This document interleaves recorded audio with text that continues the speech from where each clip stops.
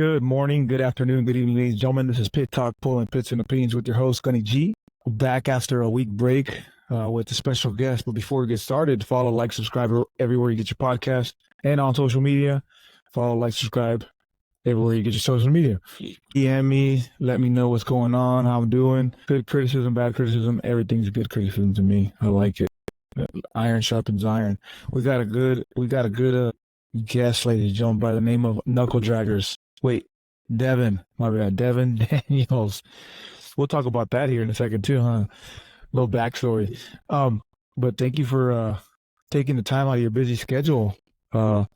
Yes, Gunner Sergeant, got it. Thank you, appreciate it. We talked over the phone already. Go ahead and introduce yourself, man. All right, how you guys doing? Pit Talk. I'm coming at you guys from Camp Lejeune, North Carolina. I'm feeling pretty good today. So just a quick insight of my background, where I come from Tampa, Florida. Obviously, active duty, Marine Corps, corporal, stationed out here in 320311. I'm coming from FAST, so Security Forces baby, PCS, and coming up on that EAS timeline, but we'll see where the Marine Corps takes me, right, or not.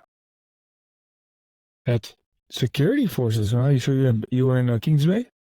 I was FAST, so I actually got to. Were you in where were you at then? That's right. Yeah, not too far from Marco, though. My God, that's crazy. Okay, sweet. Shoot, how old are you? I am 22. Just turned 22 in February. Wow, just barely old enough to drink. That's crazy. Stay away from the alcohol. Whoever's listening, if you're a service member, stay away from it. It's not. That's crazy. Let's get into it, man. Hey, I started following you on Instagram and social media. Instagram, actually, to be honest. Knuckle Draggers, where did that come from? Okay, so right, that name, well, that term has some racial ties. I didn't realize that initially. No kidding. Yeah, did not realize that initially. So first deployment was to Rota, Spain, and I got to say, it was a booze cruise. It was amazing. Outside of the activation, the actual mission that we had out there is just a great time. If you're ever looking for a duty station, or you want some orders, and you want to go Oconus, wow, Rota, Spain. But yeah, while we were out there, first deployment, I was activated, and my platoon took part in Operation Allies Refuge.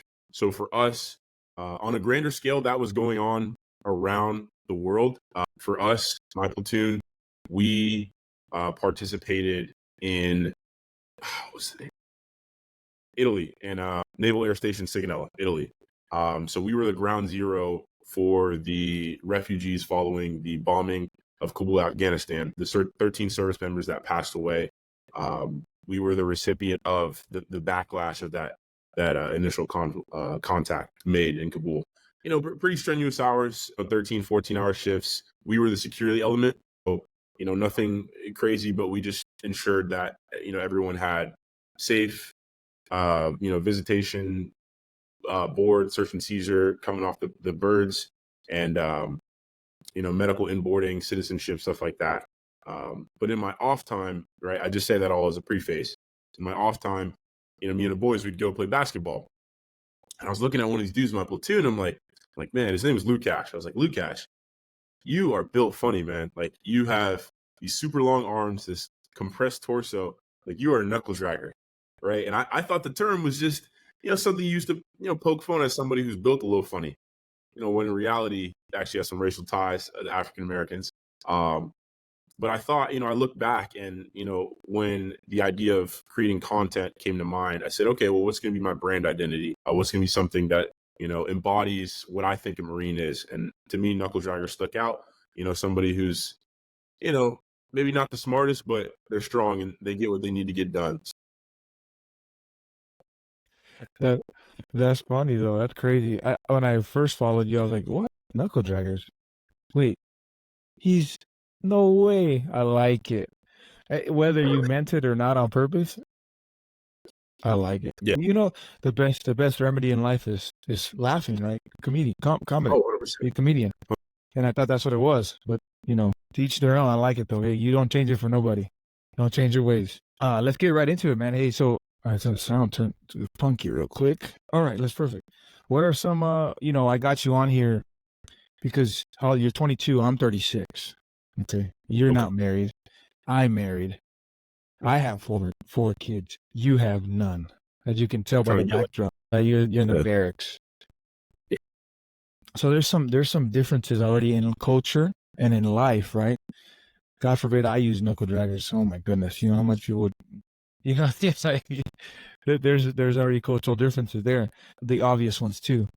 You know, let's get right into it. So, you know, I sent you some questions over a couple weeks back to see get you prepped, but you know, some challenges you face bridging the gap. You know, with military organizations, you have cohesion and effectiveness. But because of the age difference, you know, we're expected as staff NCOs and officers to bridge, to bring everybody together, right?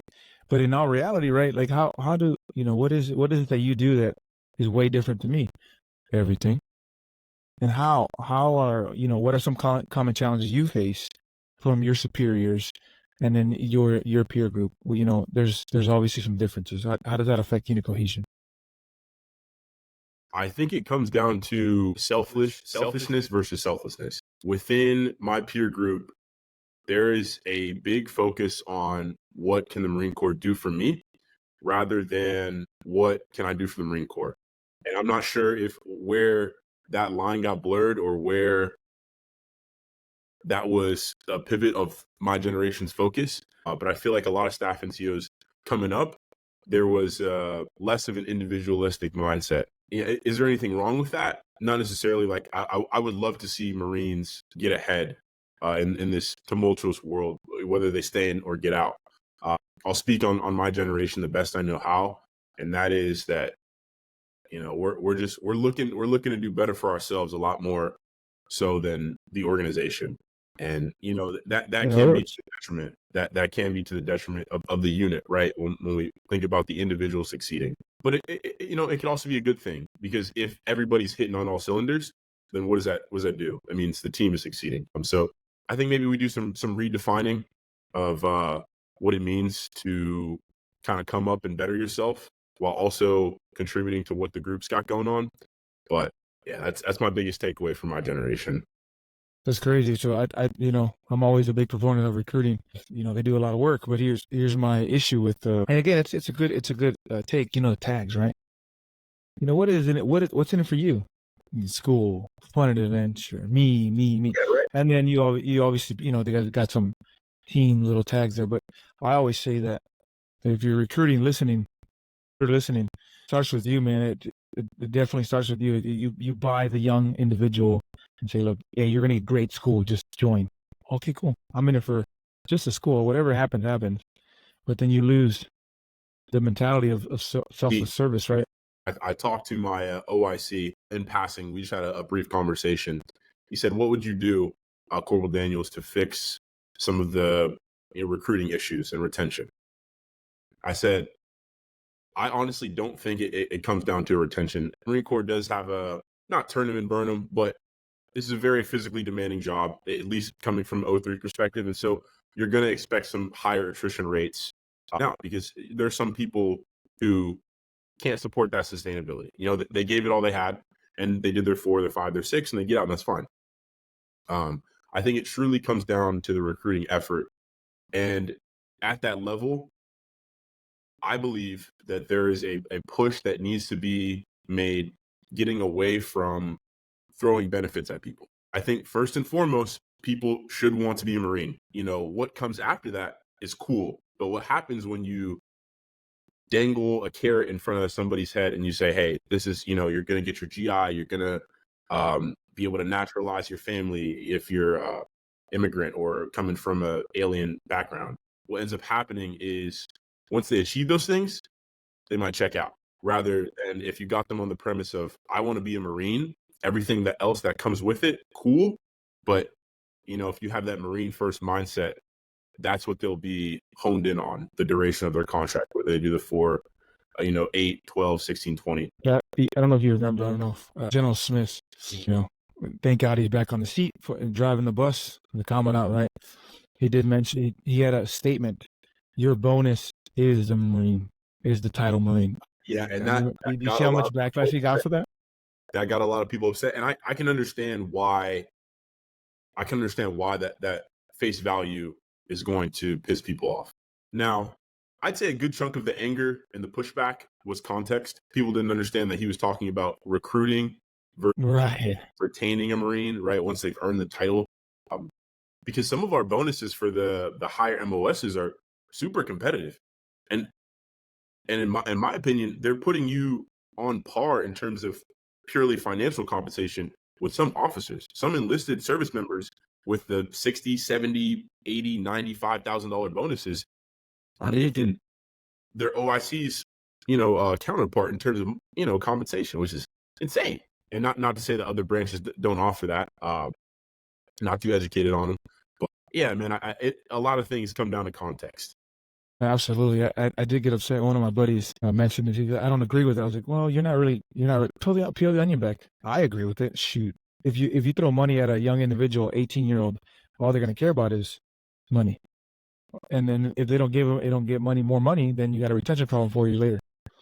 And that group, that year that you got Marines 4 years later, or however long later, well, you're going to have a gap because they don't want to re-enlist because you didn't give money no more.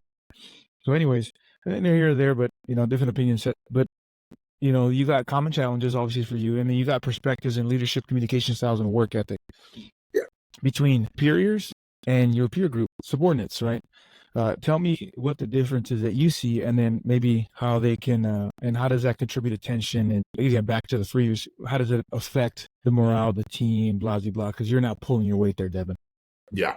I think the difference contributes to tension. And when there's tension, people start speaking different languages, especially your staff NCOs and your junior enlisted, coming from different backgrounds and being raised in a different Marine Corps.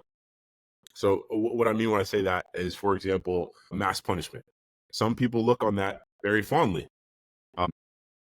My first sergeant, for example, we had dudes coming through, Friday, Saturday night, trashing the barracks, blowing out exit signs, just, typical PFC activity, after hours on Liberty. And in response to that, and he was very calm, cool, and collected about this. In response to that, first sergeant said, NCOs, so E4, E5, you guys are going to stand duty exclusively on the individual decks. We got 5 floors in our building. That left a lot of people upset because a good chunk of our sergeants, some of our corporals, they got BAH. They're living off base. They're married. They have kids, families, whatever it may be.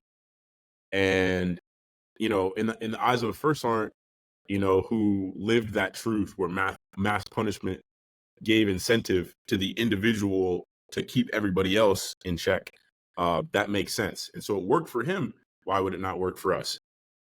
That is a mindset. Is it one that stands true to the test of time? I don't think so. I think our generation, I think it's a solution. I don't know if it's the right one, right? And I think our generation is, again, not necessarily focused on group success. They understand that if they do well, that and everybody else is on their level, it's something that we can all achieve collectively. But it's really just teaching old tricks to a new dog. And I think that's where the conflict comes into play, because a lot of my peers, they do not look at mass punishment fondly. And in some cases, they have responded worse to it than if the individual was punished for their action. Yeah, that makes sense. Decisions that affect good order and discipline, right? The Red Solo Cup, in fact, you're talking about, doing PSC things, right?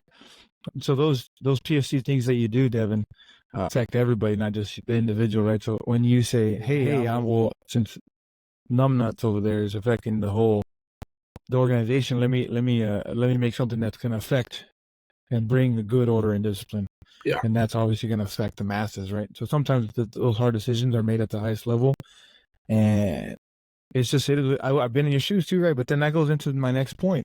You have attitudes, approaches to problem solving. Like, maybe it comes with time and maybe it comes with experience. Sure.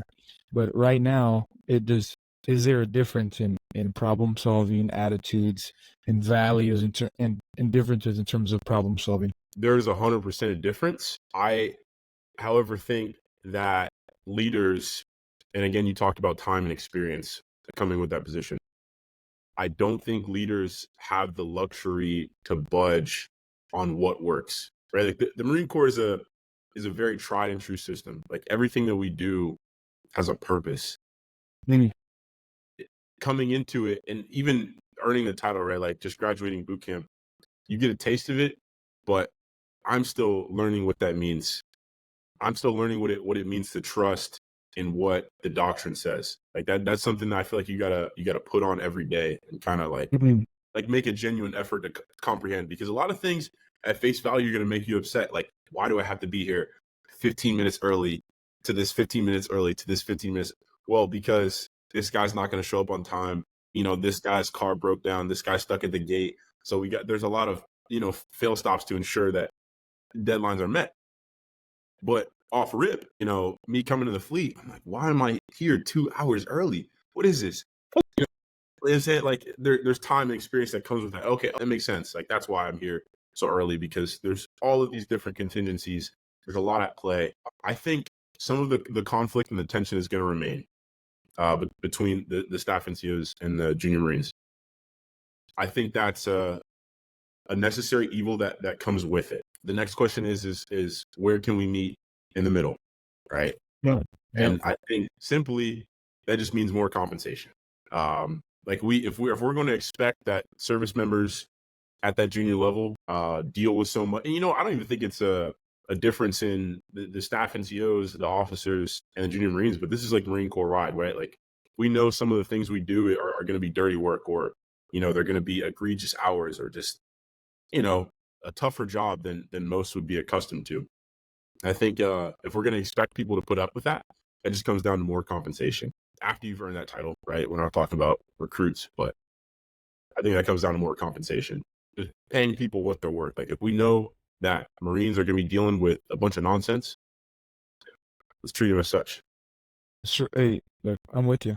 But, to that point too, is the Marine Corps has a mentorship program.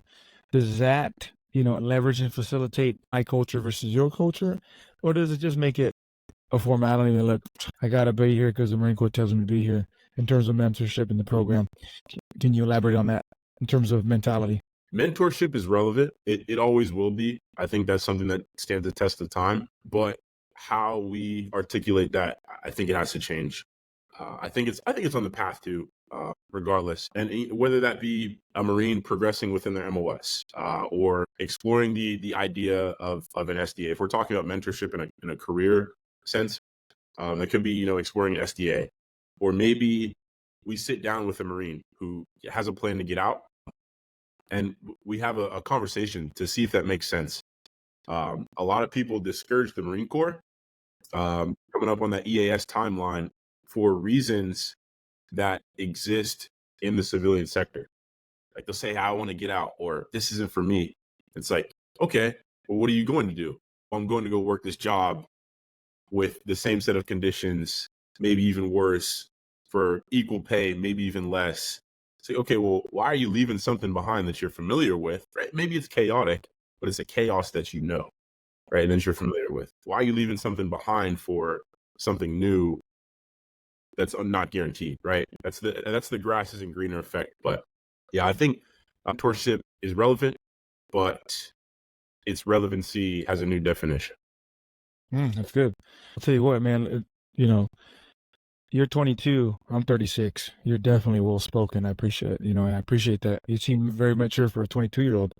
And I'll tell you what, even with the red Solo cup during working hours, I'm not saying nothing. There's probably water in there. I'm not.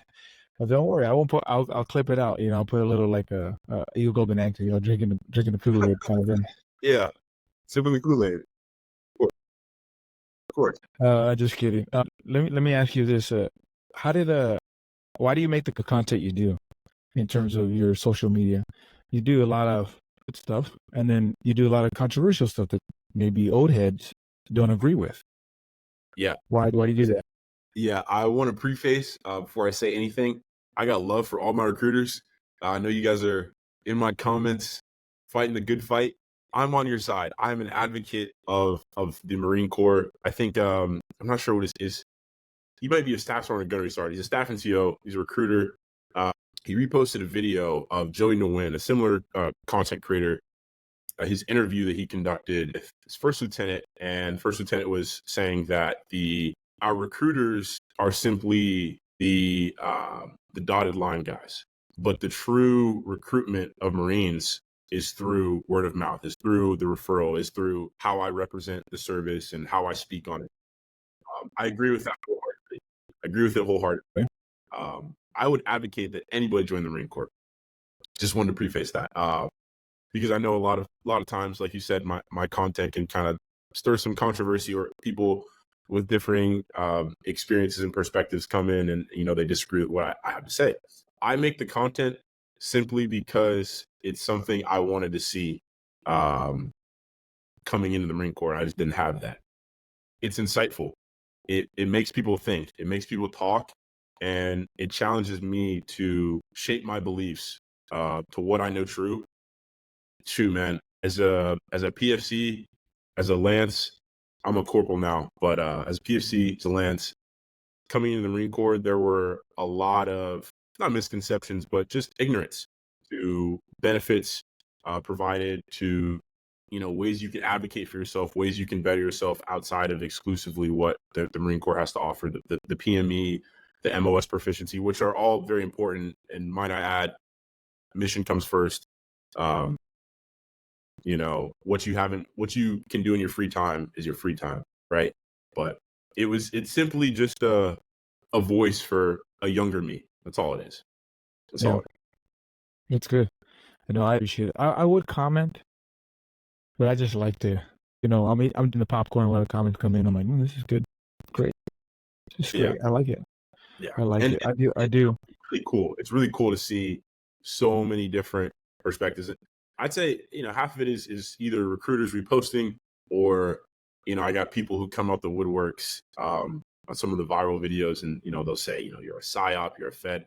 I'm not getting paid. Outside of my base pay and the comrades that I get, I am not. This is all of my own accord. I'd be awesome. Headquarters Marine Corps, if you're listening, man. I'll be a rep, because I'm already doing it. I might as well get paid for it. But no.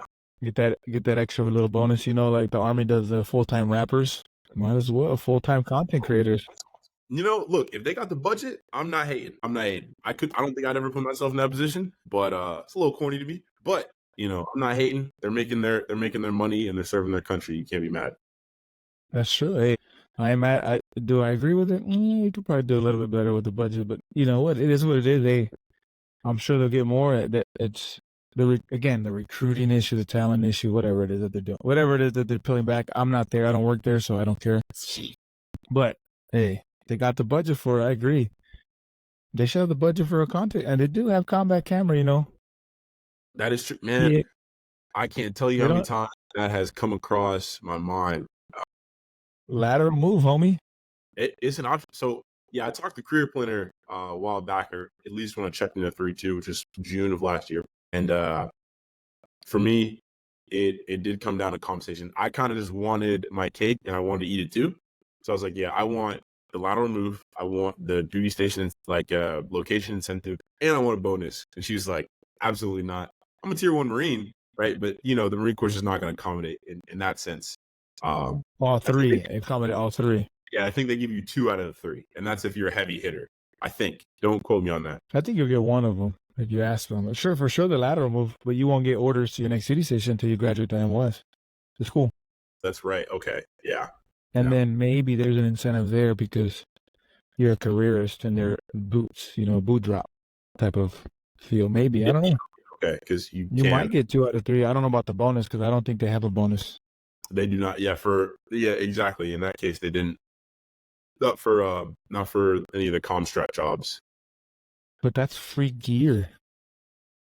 Yeah, free expensive gear to use. It's a quality of life too that I'm not accustomed to. There'd be so many benefits. Absolutely. Might as well. Did you drop an egg in that basket yet or no? I did not. So I put in a MESET package, and yeah, I tried to commission because I've been banging out school on the side, and I had hit the credit threshold. It's not that much, literally a semester of college, but I lucked out and ended up going for every class that you needed for the program, which is just a math or science and English, and then 2 electives, if anybody's wondering, and put in the package. but because of a prior PFT failure in the last calendar year, I was dealing with an injury, and I thought, I can't really get behind the light duty. It's just not for me. And I was like, okay, I'm gonna run it. I'm gonna do it anyway. Bomb the run. The pull-ups, the plant, you eat those, but bomb the run. And because of that, I thought, I could slip in a rerun out of season. Right, and I got 285. I was like, oh yeah, I'll be gold. I'll be straight. My company commander is like, he's like, I love you, man, but this is not something I can put my name on. See, right? All these signatures you got to get, right? He's like, this is not something I can put my name on. He's like, if you truly want to pursue this, shoot for it, because they do 2 boards a year, right? I shot for the first one. He's like, if you truly want to do this, shoot for the second. Once you've run another PFT in season, and it's not just a NAVMAC, it's something like in the S3 on your MOL. That's what the conflict was that the MOL screen didn't reflect, the tangible paper. He's like, yeah, just shoot for it next time. He's like, I'll be happy to, sign this off. So I got love for my command, and I implore anybody, do your research when it comes to, like, read the more admins. There's a wealth of knowledge. Just a little tangent. There's a wealth of knowledge and programs like afforded to Marines simply because of ignorance or just lack of, spotlight. We don't even know a lot of these things exist. So Look, man, I'll tell you what, Devin. I appreciate you coming on, taking time out of your busy schedule. 0311 infantry, Red Solo Cup during working hours. It is what it is. I understand, but I would say that if you really want it, put an egg in a basket. Let the Marine Corps, come back. Put the cards on the table for the Marine Corps. Palm strat, ladder move. MESET package. When you get, I think you gotta be a sergeant though. For what MESET? No, they act so with the what board before. Yes, the board. What? You can read. I've screenshot it because I've had so many people that are like, oh, you have to be a sergeant. No, they just dropped it to corporal, and it's funny. Funny story too. So one of my boys that I went to security forces training company with following ITB, he was 8th and I, and 8th and I obviously run into the commandant quite a bit in the ACMAC as well. So this was General Smith at the time, assistant commandant of the Marine Corps, was just kind of roving the post, seeing what the Marines were up to and how they were doing, welfare check, whatever. And my friend, one of my boys, is COG, was super into college and had all these credits. I don't know if they were prior to the Marine Corps or what, but he was just killing it in school. And I guess he was just kind of sad because he found out that you had to be a sergeant to apply. He just picked up corporal. He thought it was just NCO and you were good. And so he was sitting on post, kind of upsetty spaghetti. And at the time, Acting Smith says, Marine, what's got you down? And he's like, oh, well, sir, or well, General, I wanted to apply to this MESET program, but I just found out you have to be a sergeant. So you're going to have to wait, year or two or whatever the case. And he's like, really? You have to be a sergeant? He's like, yes, sir. You have to be a sergeant. He's like, not anymore. You don't. Same day, calls headquarters Marine Corps. The next day, more admin drops. Now it's for E-Force. Yeah. And that, that's a heartwarming story, right? Like, good for that Marine, but that's a heartwarming story. And that's some of the things that, we don't see or they don't get publicized. Yeah. You want to talk about taking care of Marines or giving them the opportunity to succeed and stay in the Corps and giving them options and incentives to, want to be a Marine. That's it right there. And that's more than just the money, right? Like, he moved heaven and earth so that this Marine could continue on in the service. Yeah, and then has great impacts. What the fuck? Mm-hmm. I was in that. Yeah, really, it blows my mind now. Jesus, Mary and Joseph. Yeah. Things that happened during this time, this era, this season. But, man, I'll tell you what, one more question, because you're on your child time, man. I got to give you an opportunity to go eat. God forbid I take your child time. You're going to tell them you drunk. Yeah. No, that's how they get you. That's how they get you. You think you're doing some good training, all of a sudden, you get a call. No, yeah, go ahead. So what impact does the changing of nature and warfare military operations have the mindset and priorities of younger dudes, like, compared to the older guys? And how do those differences reconcile, maintain operational readiness at your level, right? Because you're an 03. Tell me, I'm different in mindset, different in season than you are. Again, married, wife, 4 kids, you single, nothing, whatever it is you're going through, making a money off of social media, right? Different things. How does that affect operational readiness, right? Because your focus is somewhere else, my focus is somewhere else. So I'm gonna do what I have to because this is how I eat. That's not necessarily how you eat. You know what I'm saying? Right. Yeah. Operational readiness, that goes into I think a big contention point for that is the state of a peacetime Marine Corps. And again, it all comes down to foundation. What you came up in was some conflict. Whether it was major or minor, the Marine Corps had some play, and they had some skin in the game at the time. And so it's just a different atmosphere. Like, people were breathing different. People were carrying themselves different because they knew that that call or that balloon didn't just go up, but it was looming. It was overhead. Versus what we have going on now, where it's like, hey, you have the opportunity to pursue personal aspirations outside of what you got going on from the 9 to 5. Now, that's not to detract from our mindset as Marines. As the premier force in expeditionary readiness in a warfighting sense, that just comes with always being ready. And that speaks to proactivity over reactivity. And just kind of keeping in the back of the mind that, like, hey, I benefit from a lot of things that the Marine Corps does for me, but I know what I'm here for, right? Like, I've had that conversation with some of my buddies all the time. They're like, "Oh man, what's going to happen to the content creation if we ever get the call, right? Like, we're about to go to Okinawa." So I'll tell you right now, I'll throw my camera off the ship. I'll keep it a buck. This is cool. I'm blessed that I'm able to do all of this and profit from it as well. But is any of it truly rooted in reality if when the time comes I'm not ready? How can I how can I look at myself, and that there's a lot of military influencers. Like, that's a new niche. That's a new booming business, because a lot of people have a very romanticized, like, rose tinted lens, like civilians specifically, of what service members experience. And then you can also cater to the audience that is active duty service members as well. But again, am I really about what I'm saying about when the time comes, especially, being in a warfighting organization, and then my MOS being 0311 rifleman? It's like, can I really look at myself in the mirror with a straight face if when the time comes I'm not even ready? Man, it's crazy. That's pretty much your It's attitude, though. I'll tell you what, because a hard question. absolutely, that's a mature answer too, man. You got to speak to the young folk, not even to the old folk, because the old heads already they've been itching to go back. I don't necessarily think that's the same mentality for the young people, right? I'm like, I ain't trying to go. Hell no, I'm trying to scroll. I will say, I see I'm trying to scroll, and you're not wrong. Nothing's a black and white. I do think there are aspects that we could improve on, my generation speaking to, in terms of, like, general, like, we don't pay attention. We are very quick to consume something and not be skeptical of it.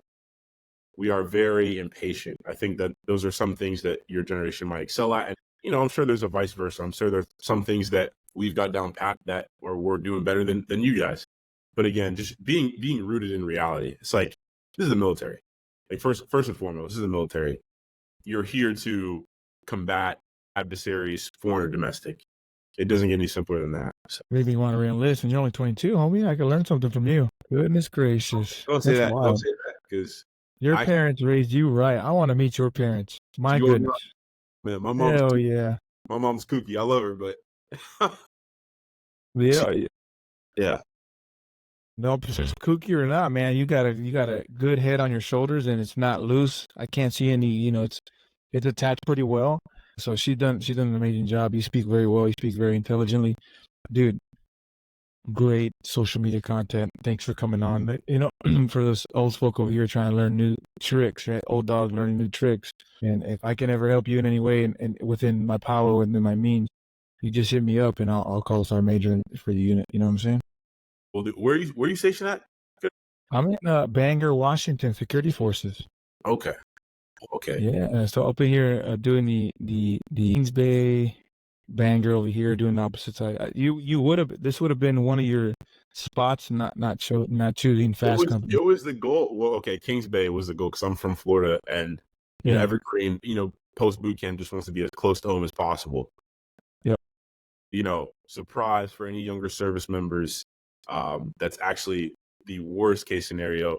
You want to be as far away from home and experience as much as you can outside of your bubble. But yeah, no, I wanted initially when they gave us a preference list.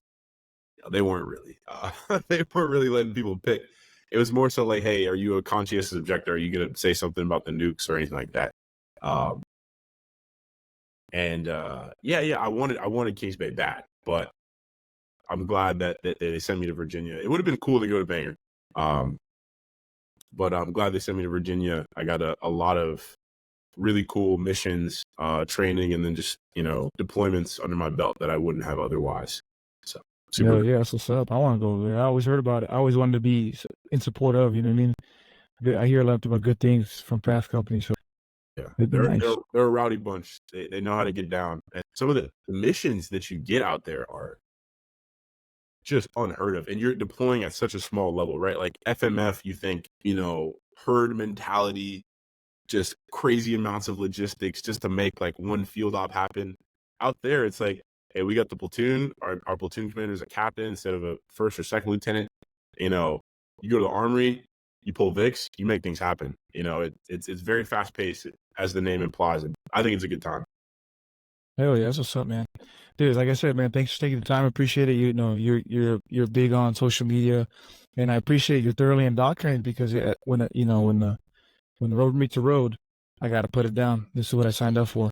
Not everybody has the same mentality. If you're listening and you're young and you're around that age gap, you can learn something from Devin. Hey, hit him up on DM. Where can they hit you up on if they want to learn more about Devin? Devin Daniels, the knuckle dragger. Yeah. So Wait, that sounds bad. That sounds bad. I mean, look, they go hand in hand. It's brand identity at this point. Yeah, so knuckle draggers is the word knuckle, so KNUCKLE. One word, draggers follows on DRAGGERZ. I'm on TikTok and Instagram. Shoot me a DM. I try to respond if you have any questions about the Marine Corps, content creation, or just some life advice. I've taken on a couple of people as mentors, which blows my mind. But yeah, no, any questions, any inquiries, comments, concerns, shoot them my way. Try my best to respond. That email's pretty business related, you know what I mean? Yeah. No, that's how it shows. Don't speak on that. I can't lead that. I do. One more thing, I do. If you had one thing to say to everybody listening right now, and they're like really listening and taking it in, what's the one thing you provide them? What's one tool, one tangible, intangible item? Hey, like, look, this is what you need to succeed. What is it? Whatever you commit to, do so for the right reasons. Whether that's college, whether that's military, whether that's a trade, vocation, whatever it may be. Do not hop shit because it seems like a linear path to success, or someone that you emulate found some success there. That's not always going to be the case for you.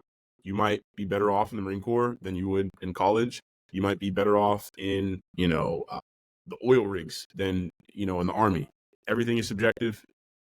Take a very, very hard, long look. And even if you make it that far in whatever you double down on and you're feeling like you made some regrets, just be optimistic, make the best of it. That's all you can ever really do. Okay, that's good to keep it simple. I like that. Stay focused. Don't change course. Don't move with the water because the water always moves.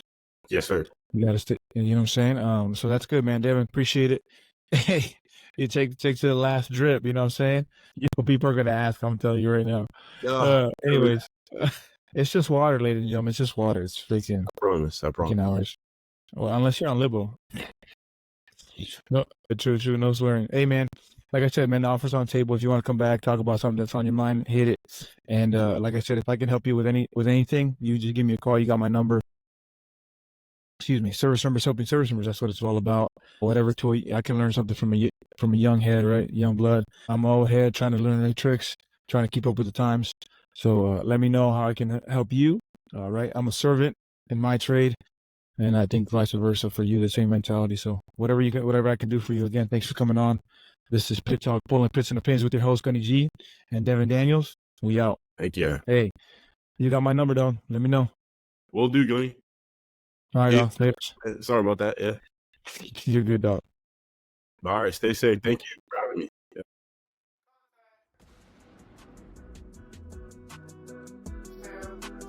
Pit